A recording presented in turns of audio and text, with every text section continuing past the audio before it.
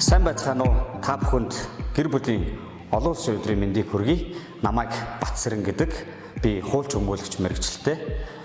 Миний бие Монголын өмгөөлөгчдийн холбооны Арангай аймаг дахь өмгөөлөгчдийн салбар зөвлөлийн дараагаар ажилладаг. За, нэгдсэн үндэсний байгууллагын ерөнхий ассамблеийн 1993 оны 9 сарын 20-ны өдрийн хуралдаанаар 1994 оноос эхлэн 5 сарын 15-ны өдрийг гэр бүлийн олон улсын өдөр болгон тэмдэглэх тухай тогтоолох баталсан байдаг. За, манай улсын тухайд 2006 оноос эхлэн уг өдрийг тэмдэглэж эхэлсэн байна. За, гэр бүлийн олон улсын өдөр болж байгаатай холбогдуулан та бүхэнд энэхүү бичлэгээрээ миний бие гэр бүлийн тухай хуулийн товчхон ойлголт, гэр бүлийн тухай хууль заасан гэрлэгчдийн эрх үүрэг, хүүхдийн өмнө хүлээх эцэг эхийн хариуцлагын талаар бяцхан зөвлөгөө өгье гэж бодсон юм аа.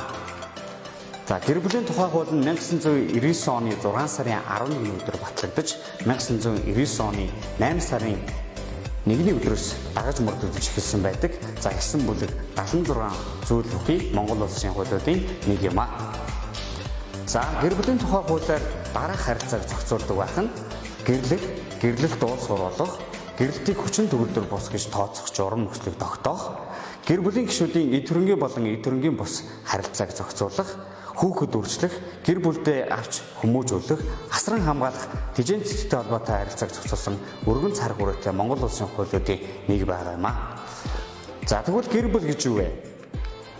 Гэр бүлийн тухай хуулийн 3 дугаар зүйлд гэр бүл гэдэг тодорхойлтыг ингэж зааж өгчээ. Гэр бүл гэж гэрэлтийн үр дүнд буй болсон эд хөрөнгийн бус амьны болон эд хөрөнгийн эрх үүргээр холбогдсон хамтын амьдрал бүхий гэр бүлийн гишүүдийг хэлнэ гэж тодорхойлсон байдаг.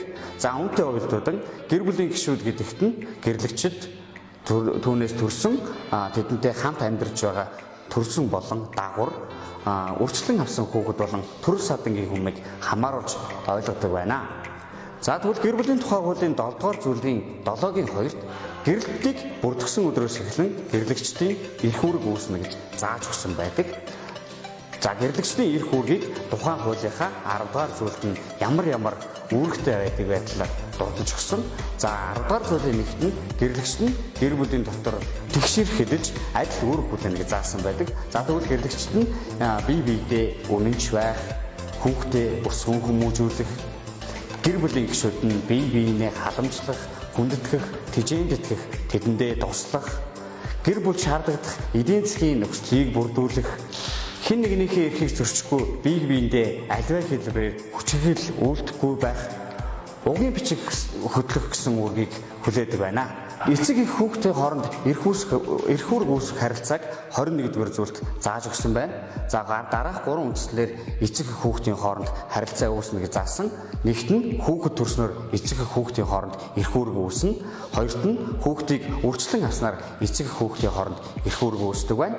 Гуравт нь дагвар хүүхэд хойд эцэг их хоёрын хооронд хүүхдийн эрх үүрэг үүсдэг байна. За, гэр бүлийн тухай хуулийн 26 дугаар зүйлд эцэг их хүүхдээ хүмүүжлэхэд тэгшэрх хэдэлж адил үүрэг хүлээнэ гэж заасан. За, тэгвэл эцэг их маань хүүхдийнхээ өмнө ямар үүрэг хариуцлагыг хүлээдэг талаар тухайн хуульд бас хуульчилж өгчээ.